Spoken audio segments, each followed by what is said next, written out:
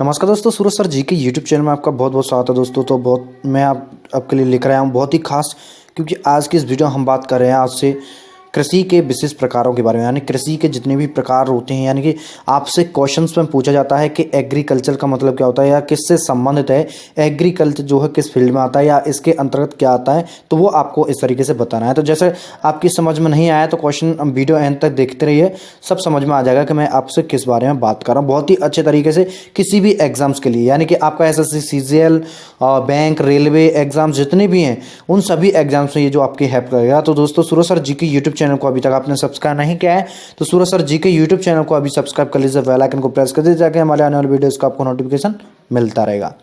तो दोस्तों शुरू करते हैं आज की वीडियो। सबसे पहले नंबर पर दिया हुआ है एग्रीकल्चर, एपीकल्चर दिया हुआ है, यानी कि कृषि के विशेष प्रकारों के बारे में बात कर रहा हूं दोस्तों। एपीकल्चर यानी कि ये जो है नोट्स, बनाए हुए नोट्स हैं जो आपके लिए किसी भी एग्जाम्स में जो है बहुत ज़्यादा हेल्प करेंगे नोट्स, ठीक है।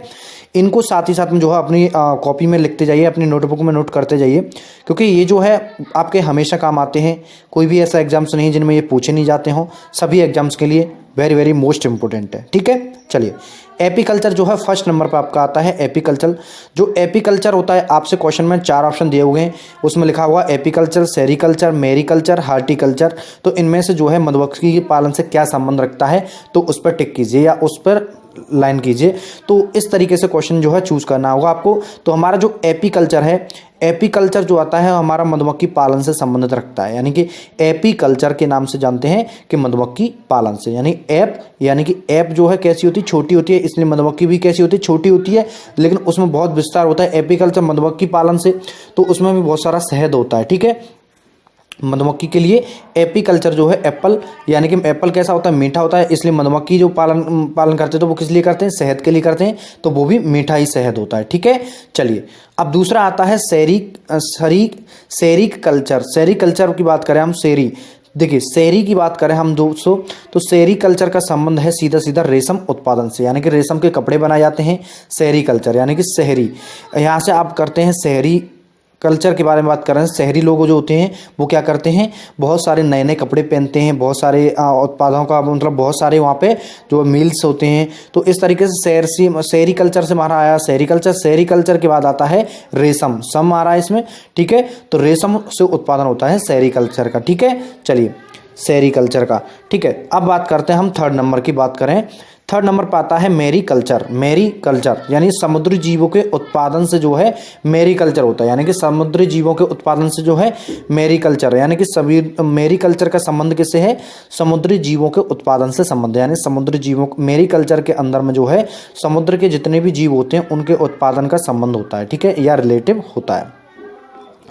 अब मेरी का मतलब क्या है, मेरी कल्चर यानी मेरा कल्चर यानी मेरा जीवन। तो यहाँ पर समुद्री जीवों का जीवन की बात करी जाए, मेरा जीवन की बात करी जाए, मेरी कल्चर की बात की जाए, मेरा जीवन यानी समुद्र में है, यानी पानी के जो समुद्री जीव होते हैं उनका जो जीवन होता है वो किस में होता है, वो होता है समुद्र में होता है। इसलिए मेरा जो जीवन है वो किस में है, समुद्री जीवों का, यानी समुद्री जीवों का किस में है, पानी में यानी समुद्र में है, इसलिए मेरा कल्चर से संबंध हो गया मेरी कल्चर का।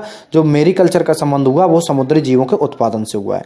अब आते हैं फोर्थ नंबर के नंबर पर कि हार्टिकल्चर की बात किसे कहते हैं। हार्टिकल्चर का संबंध किससे है, तो वो फलों के उत्पादन से है, जैसे बागवानी कहते हैं, ठीक है। हार्टिकल्चर का जो संबंध है वो फलों के उत्पादन से होता है, यानी कि जहाँ पर फल लगते हैं, यानी जो बाग बगीचे होते हैं, बागवानी, इसलिए यहाँ पर कोष्टक में दिया हुआ है बागवानी से संबंध होता है उनका, तो बागवानी से संबंध हो गया उसका, ठीक है। चलिए, अब बात करें इसे की बात करें हार्टिकल्चर की, तो हार्टिकल्चर यानी कि फलों के बागवानी यानी बाग में होते हैं बहुत ज़्यादा हार्ड पेड़ होते हैं, बहुत हार्ड फल लगते हैं, यानी कि बहुत ज़्यादा मजबूत, जैसे अमरूद का फल हुआ तो वो भी कैसा होता है, बहुत ही ज़्यादा हार्ड होता है, यानी कि बहुत ज़्यादा हार्ड भी होता है, जब पक जाता है तब जाके वो ज़्यादा सॉफ्ट होता है, ठीक है। तो पक जाने के बाद तो हार्टिकल्चर यानी कि हार्ड जो होते हैं तो वो बहुत ज़्यादा फल जो होते हैं वो बागवानों में बहुत ज़्यादा फल हार्ड लगते हैं, इसलिए बागवानी से संबंध हुआ फलों का संबंध, ठीक है। चलिए, नेक्स्ट क्वेश्चन पे आते हैं 5 नंबर पे कि आरवी कल्चर किसे कहते हैं। आरवी कल्चर के अंदर क्या आता है, आरवी कल्चर जो होता है उसके अंदर किस किस्म की बात की जाती है। तो आरवी कल्चर की बात करें तो वहाँ पे वृक्षों व झाड़ियों की यानी कि कृषि संरक्षण से शामिल है, यानी कि अब वृक्षों को लगाना, झाड़ियों को लगाना, यानी कृषि से संबंधित आता है इसके अंदर, ठीक है। आरवी कल्चर, देखिए आरवी कल्चर यानी कि ऑल की बात करें, ऑल कल्चर जो होते हैं वो वृक्ष होते हैं, झाड़ियाँ होती हैं, इस तरह की कृषि से संबंधित जितने भी वृक्ष से रिलेटेड है ऑल, और भी यानी कि बहुत सारे और भी वृक्ष हैं जिनका संबंध है, ठीक है। इससे आरवी कल्चर में बहुत सारे वृक्षों के बारे में या फिर झाड़ियों के संरक्षण के शामिल है, तो उसमें अंडर में आता है आरवी कल्चर के अंदर, ठीक है। नेक्स्ट क्वेश्चन आता है छठवां, ओलेरी कल्चर किसके अंदर आता है? ओलेरी कल्चर जो होता है वो सब्जियों के उत्पादन से होता है। ओलेरी जो कल्चर होता है वो सब्जियों के उत्पादन में आता है। ओलेरी जो संबंध है वो सब्जियों के उत्पादन में यूज़ किया जाता है। ओलेरी जो है वो सब्जियों के कल्चर में काम आता है, यानी सब्जियों के उत्पादन में कहा था ओलेरी, ठीक है। ओलेरी जो है सब्जियों के उत्पादन से संबंधित लगता है, ठीक है। चलिए 7 नंबर का आता है आपका पिसी कल्चर। पिसी कल्चर यानी कि मत्स्य पालन। पिसी यानी कि देखिए मछलियों को पीसते हैं, काटते हैं, खाते हैं, ठीक है, और मत्स्य पालन होता है, तो मछलियों को जो है कल्चर है पिसी कल्चर। पिसी कल्चर यानी कि पिस्सू टाइप के होते हैं या फिर बहुत सारी छोटी छोटी पिसी हुई छोटी छोटी मछलियाँ होती हैं, तो वो मत्स्य पालन से संबंधित आता है, ठीक है। तो ये होता है हमारा पिसी कल्चर, ठीक है। पिसी कल्चर किससे होता है? मत्स्य पालन से होता है, मछलियों के पालन से होता है। अब बात करते हैं सिल्वी कल्चर। सिल्वी कल्चर का संबंध है वनों के संबंध व संरक्षण से।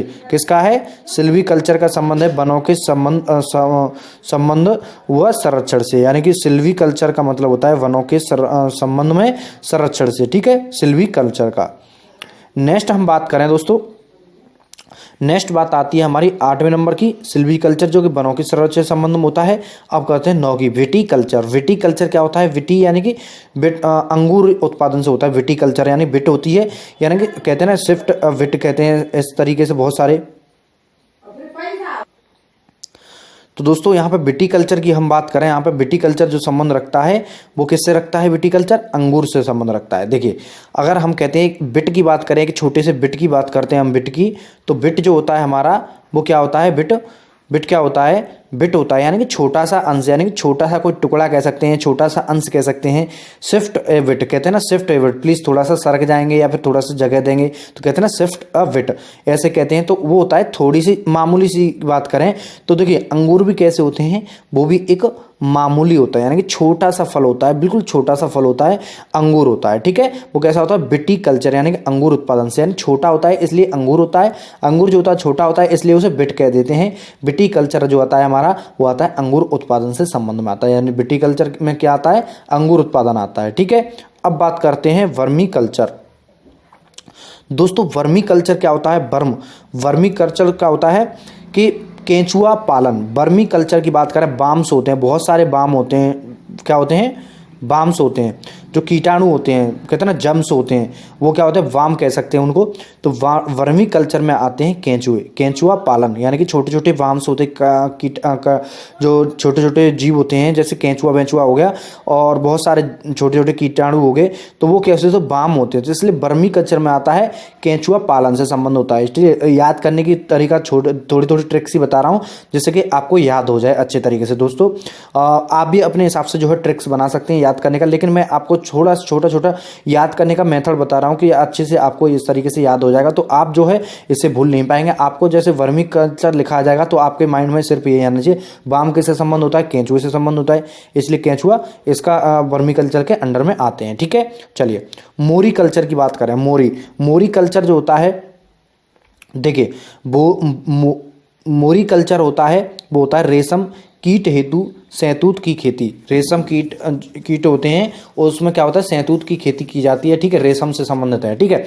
तो मोरी कल्चर की बात करें, देखिए मोरी से बना हमारा बोरी, ठीक है, मोरी से क्या बना? हमारा बोरी बन गया भैया, मोरी से बना बोरी। और बोरी की बात करें तो बोरी किस तरीके की होती है? तो बोरी होती है उसमें बहुत सारे धागे लगे होते हैं, तो हम धागे से संबंध आया हमारा रेशम का। तो इस तरीके से हमारा जो संबंध आ गया, यानी जो मोरी कल्चर हुआ, मोरी को बन गया बोरी, मोरी को बना दिया बोरी और रेशम को बना दिया धागा, तो इस तरीके से संबंधित हो गया। मोरी धागा कीटाणु कीट के हेतु शहतूत की खेती की जाती है मोरी कल्चर के अंदर। ओलिवी कल्चर, ओलिवी की बात करें, ओलिवी कल्चर की जैतून की खेती की जाए तो ओलिवी जैतून की खेती के काम आता है, ठीक है। लिवी यानी कि जैतून की खेती की जाती है, ठीक है। एसेपोर्टिक जो होता है ऐसे पॉलिटिक जो आती है वो हवा में पौधे उगाना होता है, हवा में पौधे उगाना होता है। एरो, एरो की बात करें तो देखिए एसो, एसो है या एरो पढ़ सकते हैं इसे। तो हम यहाँ पे एरो की बात करें तो यहाँ पे एरो, एरोपोर्टिक की बात करें, एरोपोर्टिक की, तो हमारा एरो से बना हमारा एयर, AIR, एरो, एरो बना हमारा, ठीक है। AIRO, एरो का मतलब होता है हवा, ठीक है। एयर का मतलब क्या होता है, हवा, हवा में पौधे उगाना से संबंधित हो गया, ठीक है। हवा में पौधे उगाने से संबंधित हो गया। एरोपोर्टिक जो हो गया वो हवा में पौधे उगाने का काम हो गया, ठीक है, हवा हो गया, ठीक है, हवा। तो इसलिए हवा हो गया, तो यहाँ पे हमारा हवा में पौधे उगाना हो गया, ठीक है। चलिए अब आता है आपका 13 नंबर पे, 13 नंबर भी हो गया एरोपोर्टिक। अब आता है 14 नंबर का हाइड्रोपोरेंस। क्या होता है हाइड्रोपोरेंस, क्या होता है हाइड्रो और यहाँ पर पोरेंस, ठीक है। हाइड्रोपोरेंस का मतलब होता है पानी में पौधे उगाना। हाइड्रोजन क्या होता है, हाइड्रोजन जो होती है वहाँ पर भी तो हाइड्रोजन होती है हमारी, उसमें भी तो पानियों की बात करते हैं। हाइड्रोजन में क्या होता है, पानी की बात करते हैं हम यहाँ पर, ठीक है। हाइड्रोजन में क्या होता है कि पानी की बात करते हैं, ठीक है। हाइड्रोजन पोरेंस, हाइड्रोजन में थोड़े थोड़े जो होते हैं तो पानी की मात्रा पाई जाती है, तो पानी में पौधे उगाना। हाइड्रोपोरेंस के मतलब जब नाम आए, हाइड्रो का नाम आए तो वहाँ पर आपके माइंड में आना चाहिए हाइड्रो यानी कि पानी में पौधे उगाना, ठीक है। एरो का मतलब हवा में उगाना, हाइड्रो का मतलब पानी में पौधे उगाना। तो इस तरीके से मैंने आपको 14 जो है करा दिए हैं अच्छे तरीके से। उनको याद करने का बहुत ही अच्छा तरीका भी बताया जो कि आपको अच्छे तरीके से याद हो जाएंगे, ठीक है। तो बहुत ही अच्छी वीडियो रही आज की, बहुत ही अच्छा सेशन रहा दोस्तों। तो सूरज सर जी के यूट्यूब चैनल को अभी तक आपने सब्सक्राइब नहीं किया है तो सूरज सर जी के यूट्यूब चैनल को अभी जाके जो है सब्सक्राइब कर लीजिए। साथ साथ बेल आइकन को भी प्रेस कर दीजिए ताकि हमारे आने वाली वीडियोस का आपको नोटिफिकेशन मिलता रहेगा। और दोस्तों मुझे दीजिए इजाज़त जाने की, जाऊंगा तभी तो आपके लिए प्यारी सी वीडियो लेकर आऊँगा। आपको अमूल्य समय देने के लिए बहुत बहुत धन्यवाद। मैं हर रोज आता हूँ एक प्यारी सी वीडियो के साथ। आप इस वीडियो को लाइक शेयर जरूर करें, चैनल को सब्सक्राइब करना बिल्कुल ना भूलें दोस्तों। वीडियो के डिस्क्रिप्शन में भी आपको वीडियो का लिंक मिल जाएगा और काफ़ी सारी प्लेलिस्ट बनाई हुई हैं। इस पर जो है 700 प्लस जो है वीडियो अपलोड कर चुका हूँ। पढ़ने से रिलेटेड जीके की बहुत सारी वीडियो जो है प्लस कर चुका हूँ यहाँ पर अपलोड, तो उनको यहाँ पर जाके देख लीजिए। आप किसी भी एग्जाम की तैयारी करें तो वहाँ पर भी आपको बहुत ज़्यादा हेल्प कर सकते हैं ये क्वेश्चंस, जो कि आपके लिए बहुत ज़्यादा मोस्ट इंपॉर्टेंट होंगे। तो दोस्तों फिलहाल के लिए जय हिंद, जय भारत, वंदे मातरम।